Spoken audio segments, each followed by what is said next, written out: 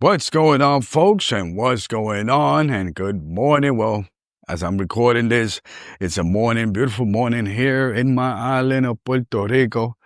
Taking a few days, you know what I mean, to hit that reset button, do a couple of work-related things, a little family thing, a little meat thing, a little bit of everything, and this beautiful, beautiful island. And of course, the legendary Deconstructing Topic podcast, where, hey, listen. Woo! Deconstructing Topic Podcast is the legendary host of this legendary podcast indeed. And welcome to my show. We got another, kind of good one, educational, being that I'm in Puerto Rico. And you see, if you are a Puerto Rican or anybody there, but specifically to my little Puerto Rican audience out there who, let's just say, living in the States or living somewhere outside of the United States, was born, in outside. Hey, listen, I want to say, if you got parents that are Puerto Rican and you were born somewhere else, you're Puerto Rican. Wherever you go, you're Puerto Rican. Because most likely you're going to carry your culture, your food, your tradition somewhere else. It doesn't matter whether it's in New York City, Orlando, Chi-Town, Hawaii, Alaska, Antarctica, Mexico, Spain, Africa. They're going to, you're going to do your Puerto Rican thing. And sometimes being a Puerto Rican, it comes with a lot of responsibility. Like shaking your booty is a thing. You know what I mean? Hey, Ricky Martin, let's go. So that's what's going on. But hey, that's where we at now. This is the Deconstructing Topic podcast. And, since I'm in the island here, I kind of decided to do a little nice podcast outside of, in the free air. Because, you need that little Puerto Rican air, that little air that comes in through there. Because in reality, in New York City, there's tall buildings. We usually like in closed doors, so you don't necessarily get that nice little wind. So you might hear some wind action, you know what I mean? But obviously, because you always love my podcast, and you go owe it to yourself to say, you know what, let me hit the like button. Let me share it. Let me make a comment or two. I've seen a few people doing on YouTube. Hey, you Puerto Rico, let's go. Ooh, let's go, papi. You know what I mean? But anyways, just want to talk a little something interesting. And it's always that thing when it comes to the status of Puerto Rico. So it's going to get a little political, but just, how can I say? I just want to try my best in a short amount of time to kind of educate people a little bit. Because it's so interesting about the status of Puerto Rico, being the United States, but Puerto Rico, how can I say, it's part of the United States or it belongs to the United States. Is that what it is? Is that what the court kind of say, incorporated, unincorporated little island or whatnot? And you already know.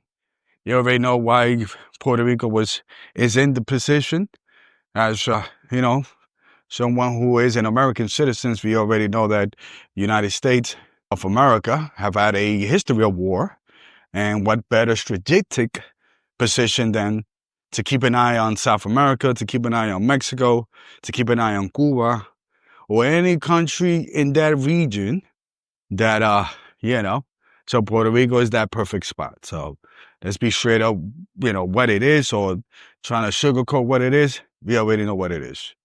So sadly, because of that, there's a lot of people in the island of Puerto Rico for years, for over, I could say hundreds of years with Spain, but we're talking about under United States. Many of the people in the independent movement always have seen or felt that this is a colony and so on, and it gets exploited, which, yes, it does. For those people in America, in the beautiful land of United States of America, who kind of went up in arms about Bad Bunny halftime show, let's just be straight up. Stats have shown that United States and the American corporations, have kind of squeezed more out of Puerto Rico than the other way around. And I don't like to how can I say? When people start saying, oh, but, Puerto Ricans, they get this benefit, and then so on and so forth. Well, again, when you give people lemon, you're basically going to take the whole lemon bag away from them as well. So basically, that's how you see this situation. And, that's those here in the island and those in the mainland where they are kind of, have always been an advocate or have supported or have instanced to say that Puerto Rico should be independent or independent country from Puerto Rico. Yes, I am going to say a country, an island country in itself. You know what I mean? I'm definitely no difference than that in Dominican Republic. I'm just saying. I know some people want to like kind of correct me, you know, but I'm calling it for what it is. I think of this as independent. You know what I mean? It still has its tradition. It still has its culture. It still has its everything. But there's always that little asterisk. You know, there's a difference when things happen. And, you know, obviously Hurricane Maria back in 2017, if I'm not mistaken, where things happen, right? And sadly, when things happen that affects the people in Puerto Rico, basically, you know, though, you got the Puerto Ricans in diaspora who's out there, you know, want to do that thing. But sometimes I always said, and I believe that I'm going to, how can I say it to you? There's a lot of people that agree that have seen this, that there is a disconnection. And I think that this might. Now, it doesn't apply to every country, every, like, let's say, Dominican Republic, Dominicans from the island and Dominicans that are living in New York City. Because I think there's a little connection there. You feel me? But here, Puerto Rico and the diaspora, which is the Puerto Ricans that are living in the main state, Orlando, Chicago, New York City, there's a little disconnection. You know what I mean? So now sometimes when there's things that happen, whether it's Hurricane Maria, whether the situation with, the governor where he was ousted, you know, because of the corruption in his administration and so on. And then there's that little thing where you say to yourself, everybody's together, right? But then that goes away. Because I always say, even in the history of coups or the public or the, how can I say, el pueblo, como dicen, the people decided to rise up and boycott or whatever, push somebody from their tyrannical regime for 30 years. Every time there's some type of movement like that, whether it's Egypt years ago, whether Syria, you know, Libya, and so on and so forth, sadly, the powers that be in the United States send a delegation of some sort to mingle with these so-called fighters, movement fighters, whatever it is that you want to call them in those countries. And it's all to implement a puppet. You know what I mean? So in other words, a lot of times that when we see these movements, like what happened in Puerto Rico years ago, it's basically, what you got? You know what I mean? You got now the governor of Puerto Rico, Jennifer Gonzalez, not a popular person, but guess what? She got the money, the backing, the donations, and she still got a lot of Puerto Ricans, old school Puerto Ricans that they tend to go, get up and vote.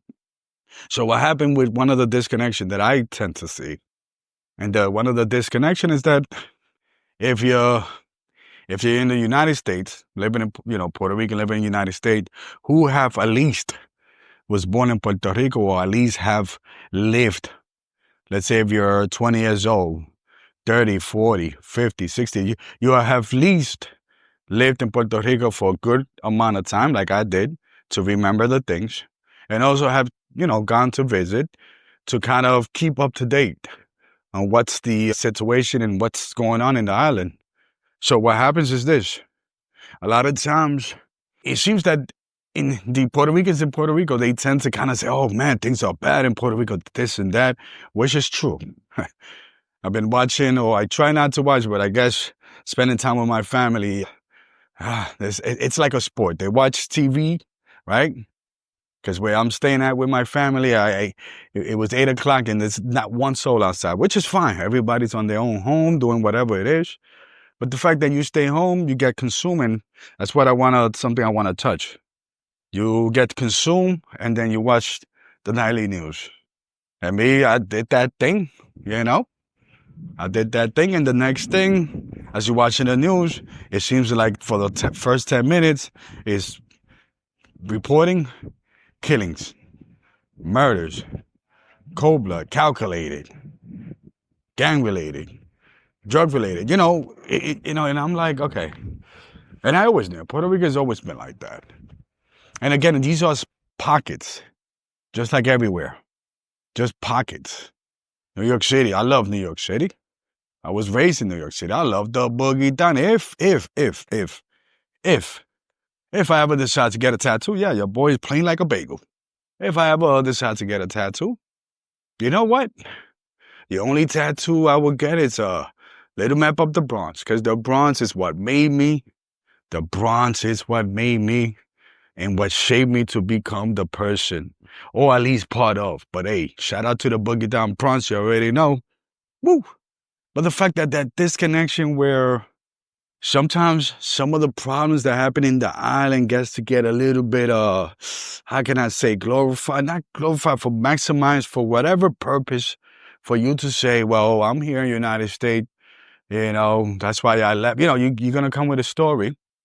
But the fact that you come with these stories, then you go to the island, and yes, people will kind of say, yeah, things are bad, but you know what? They continue to live life. They are in the island, you feel me? And as much as I am an advocate of the independence of Puerto Rico, if for those people that are in the independence movement, if we got together, because that's the other issue too. The thing with the independence movement is that it's little, you got the socialists, you got the communists, you got the, pro-independence, diehard kind of machetero, movement. You got those who are in the pro-movement who, let's say, hey, let's work through the movement via political kind of handshake deals, all this good stuff. You know what I mean? We could go on all these separate things, sadly. And what I see is that sometimes there's that thing that, hey, listen, when you have all these divisions, it's that old saying, divide and conquer. This is why the top political parties in Puerto Rico, no difference than in the United States. There's two parties, and then the third one tends to, hey, make some moves here and there because of financial reasons. They got some financial backings from somewhere, from some certain sources. But in the United States, the same thing. You got two political parties. You might get a independent here and there. You might get a little here and there, but no, it's at least Puerto Rico has a wiggle room for some reason. Because in Puerto Rico, people vote. You know what I mean? I mean, it's the political truth. I think I was abandoned by my family, even as a child, when I was advocating for independence. Basically saying, why not? Even as a young kid, I'm just saying, why not? But just the fact that that when you talk to Puerto Ricans here, it just, how can I say that? I think sometimes like the best way to describe it, sometimes it's like they just become zombies. It's like, okay, because they're conditioned to say, because I'm living in the island, listen, we're going to have problems. But I got to wake up every day, go to work, eat food, feed my family, do this, do that, stay away from the crimes or whatever, stay away from some of these charlatans that sometimes, they're in the ghettos, but they tend to make moves here and there. And, sadly, some innocent people died as well through the crossfires.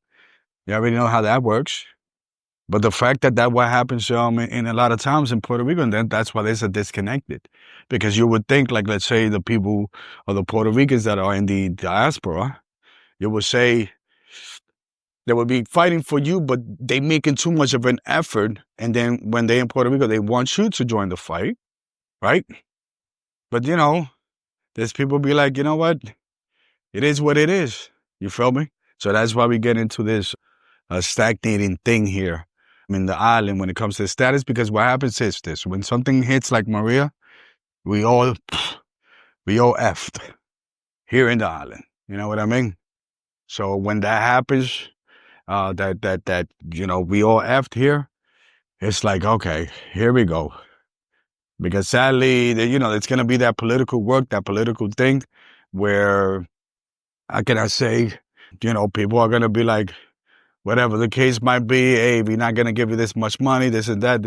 We get screwed in the island, basically. So that's my situation when it comes to that, there's got to be, and I'm one, and I tried, and I have done this work in the diaspora. Sometimes I'll be straight up. There are times that I get discouraged. I'm not going to say I wish, I'm going to manifest that I will have businesses. I will be in those situations where we could finally get these big people trying to take control because, talking to a couple of people's here, a couple of people's there, and it's like, okay, I work on this, I do this, I could do that. And there's certain pockets in Puerto Rico where the wealthy live, and they are most likely not Puerto Rican, And if they are, then I don't think that many of them are, how can I say, interested in hearing about the independence. You know what I mean? So what happens is this, is that they have the money to thwart any movement, even if they just say consciously, in their heart, they feel like, hey, the independence is the best option. Not statehood, not continue where we at the current status. Because, just in case, the status of Puerto Rico has always been that, is that you're nothing but just this little island that belongs to the United States. And we just help you here and there whenever you guys need help. And even if you guys need help, you ain't going to get nothing, So that's the situation with that. So definitely, there's got to be a better connection, a better something, a better whatever it is. We got to make it happen. You know what I mean? So once we make it happen, then we could just get together, do something beautiful, finally get that little kind of connection between what we could do, what we can't do. And if we could get that, and we could get together, the diaspora and so on, and people in the island, because, sometimes people in the island might feel, hey, sometimes they'll call some of the Puerto Ricans, and we've seen a lot of Puerto Ricans that are born over there in the United States with that little love for Puerto Rico. They might say, well, tú eres gringo todavía because you was not born in Puerto Rico. Relax. Let people live. You know what I mean? Let's see how we could work together. But anyways, this is Deconstructing Topic Podcast. Once again, on this beautiful, beautiful morning in Puerto Rico, doing a beautiful podcast. Once again, hit that like, share button. Make it happen. I'm out of here. Peace.